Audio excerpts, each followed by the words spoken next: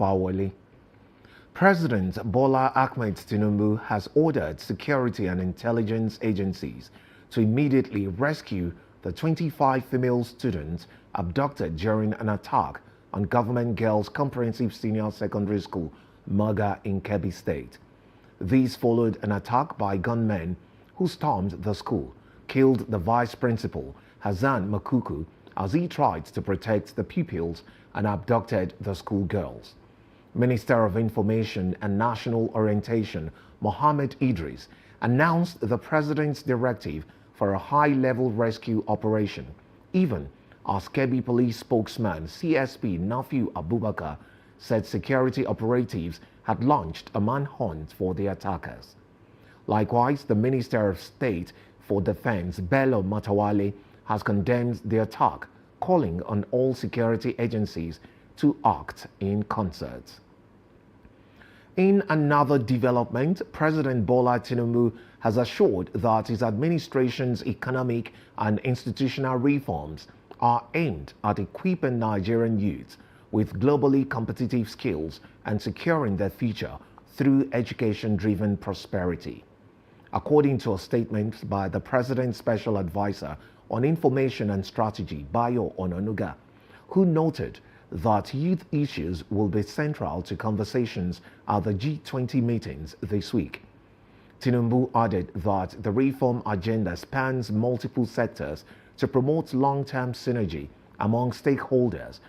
Speaking at the meeting, Minister of Finance and Coordinating Minister of the Economy, Wale Edo, said Nigeria's youthful median age of 17 informs many of the government's policy decisions, while noting that reforms are designed to expand participation, skills development, and growth opportunities for young people. The First Lady, Senator Oluremi Tinubu, has called on Nigerians to ensure adequate protection for all children against sexual exploitation and abuse. She made the call in Abuja while speaking at an event commemorating the World Day for the Prevention of and Healing of Child Sexual Exploitation and Sexual Abuse 2025.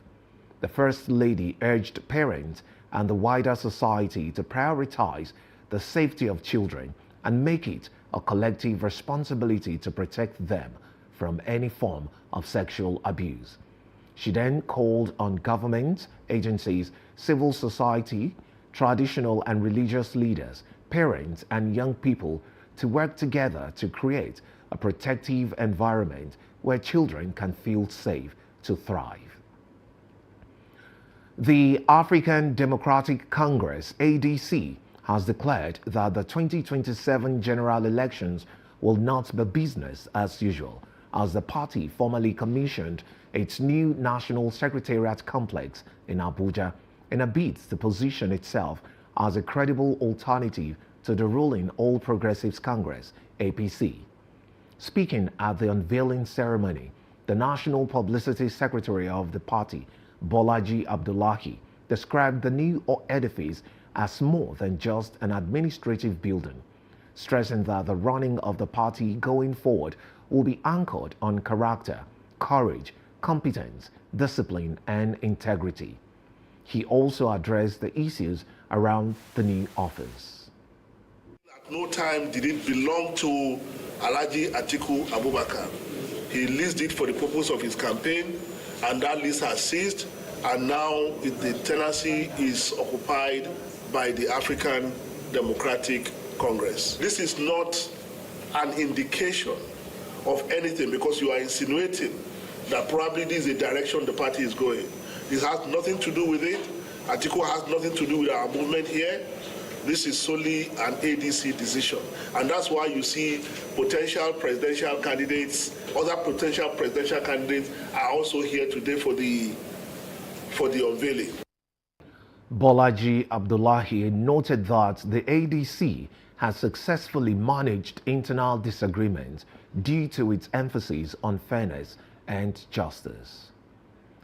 The Oyo State Police Command has strengthened security along major highways in response to the rising spread of misinformation about safety on the Lagos-Ibadan Expressway.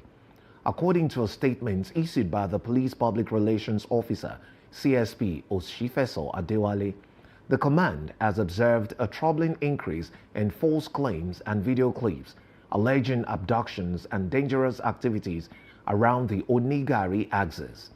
To counter the concerns, the Oyo State Police Command says it is working closely with the Ogun State Police Command and the Ogun-Oyo Joint Security Committee to intensify security measures across major routes entering and leaving the state, including increased patrol visibility, intelligence-driven stop and search operations, and improved surveillance in border communities.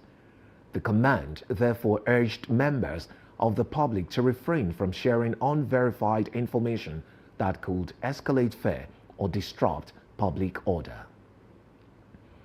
A call has been put out to people whose voices count in every aspect of life to use their affluence and influence to help the less privileged. The call was made by the Muslim Congress in a philanthropic program organized in Ibadan, the Oyo State capital.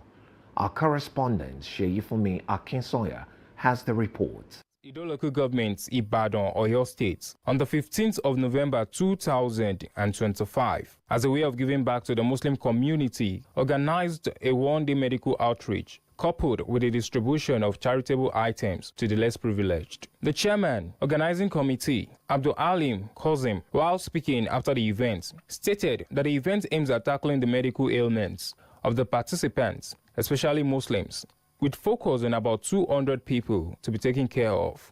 This year program, we targeted about 3 or 4 activities or events which we believe will be able to touch different areas in the life of Muslims. Medical caravan, which is being targeted to address the ailments, all those general problems as regards the health issue of individual Muslims. This event is being organized at least to take care of not less than 200 Muslims, whether male or females. Meanwhile, the coordinator TMC Ologunẹru branch, Ibrahim Abdulsalam, in his speech, stated that the organization's focus is enriching the body and soul of its participants, emphasizing that the event is not religion biased. He called on the well-to-do Nigerians to see these as a motivation to stretch a helping hand to the less privileged. We have programs that has to do with development of our body, like our health. There is medical outreach, so whereby the beneficiaries in the community will have advantage of free medical consultation, free drug. We also have another package called Charity Drive. This is not the first time we hold this kind of program. But this charity drive is a special one. It's for everyone, both Muslims and non-Muslims. The advice is mainly for the athletes, the wealthy people among us, both the Muslims and the Christians, to try to look down, to look into the society, into the community. Many people are suffering. Many people are really, really suffering, especially in the medical aspects. The head coordinator of TMC in Ido Local Government, Abdulmumin Fagbohun, stated that the event comes as a way of making life comfortable for the populace, adding that it is a way of appeasing God. The Muslim Congress, Ido Local Government, does this yearly in obedience to the teachings and belief in Islam. Sheyifumi Akinsoya for Dominion News. And now to the foreign scene. President Salva Kiir has reappointed his former Vice President James Wani Iga to the same position after dismissing a powerful ally who had been widely seen as a potential successor. The state broadcaster disclosed that fears of a return to civil war are growing as uncertainty surrounds the succession of the 74-year-old Kiir, who has repeatedly sacked and reinstated sacked senior officials. President Kiir also fired and reappointed several other officials in his recent decree read on a state broadcaster, including the long-serving Information Minister Michael McQuay, who has been transferred to the Justice Ministry. Palestinian Foreign Minister Wassim Aghabekian Shaheen has said that the United Nations Security Council's adoption of a resolution endorsing U.S. President Donald Trump's plan to end the war in Gaza was a necessary first step on a long road towards peace.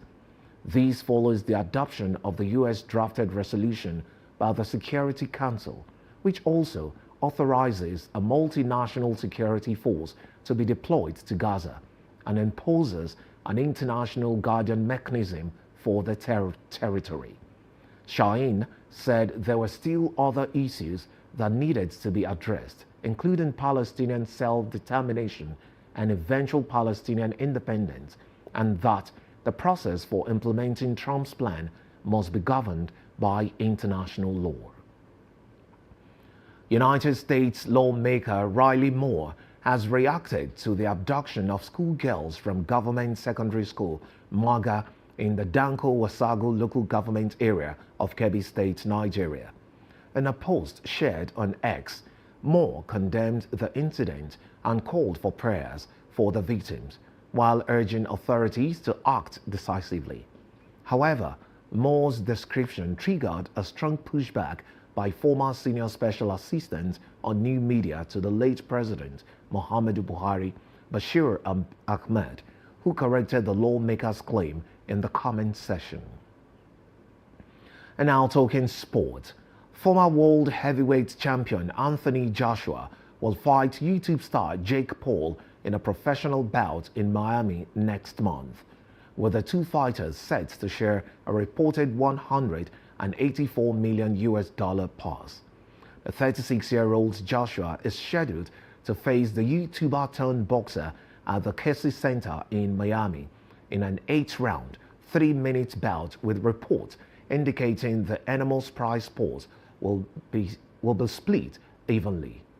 The bout is a replacement fight for America's Paul, who had been scheduled to take on lightweight Gervonta Davis in an exhibition match earlier this month before the fight was cancelled. You can visit our website on www.dominion.org.ng to watch us live and interact with us. You can also follow us across our social media platforms: Facebook, Instagram, TikTok, YouTube, and LinkedIn at Dominion Broadcast, and on X at Dominion Cast. And that ends the news update on Dominion Television. I am Olusegun Fawole. Thank you for watching. Good afternoon.